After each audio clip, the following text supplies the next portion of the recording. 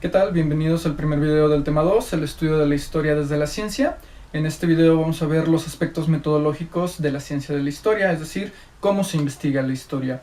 Para eso hay que recordar que en videos anteriores dijimos que las ciencias sociales son propias de la reflexión y por lo tanto de la subjetividad de la persona que la investiga. Y bueno, en el caso de historia no nos podemos dar el lujo de caer en las subjetividades, ya que estaríamos sesgando las ideas históricas, tal como lo mencionamos también en videos anteriores. Entonces, para evitar esta subjetividad, el proceso de investigación histórica recurre a los pasos o algunos pasos del método científico. Los pasos que se realizan para llevar a cabo una investigación histórica son los siguientes. El primero es la selección del tema. ¿Qué quiero investigar? El segundo es la formulación o el planteamiento del problema. ¿Qué parte de ese tema es lo que quiero investigar? La tercera sería la formulación de hipótesis. ¿Qué es lo que quiero demostrar? El planteamiento del problema regularmente, aunque no es necesario o obligatorio, es a partir de una pregunta. La formulación de la hipótesis es una posible respuesta a esa pregunta que yo voy a tratar de demostrar.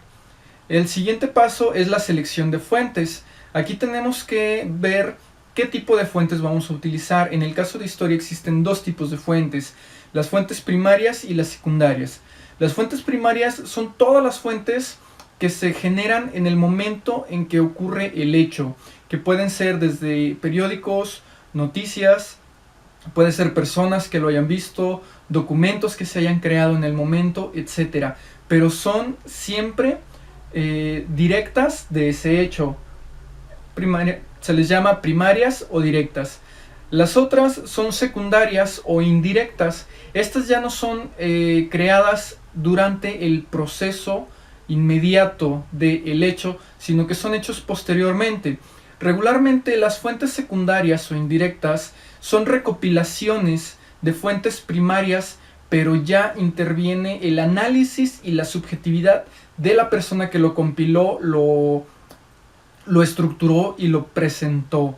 Es decir, libros, por ejemplo, como los que nosotros conocemos de historia, donde revisan documentos históricos de primera mano, ese tipo de libros ya son fuentes válidas, sí, en su mayoría de los casos, pero secundarias o indirectas. Agarren cualquier libro de texto de historia y esa es una fuente indirecta, ¿sí? Es una fuente secundaria. Pregúntenle a alguien que vivió el hecho, que lo vio y que estuvo ahí, y esa es una fuente directa, ¿sí? Muy bien.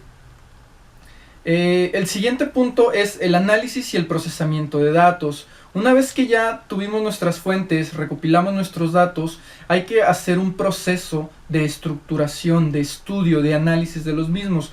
Para esto vamos a tener diferentes teorías y diferentes modos de hacerlo. Las vamos a ver en un video más adelante. En este momento solamente vamos a nombrar algunas.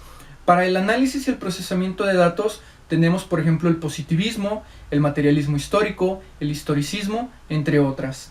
Y finalmente sería la síntesis o resultados y la redacción de todos los datos, es decir si nuestra hipótesis fue cierta o no y demostrar el porqué, es decir, ya presentar todos los resultados. Así es como se elabora la historia. Es un proceso de investigación como cualquier otro y la idea es que sea lo más objetivo y se deje de lado en su mayoría o en la mayor parte posible la subjetividad del historiador. Eso es todo en este video. Muchas gracias y nos vemos en el que sigue.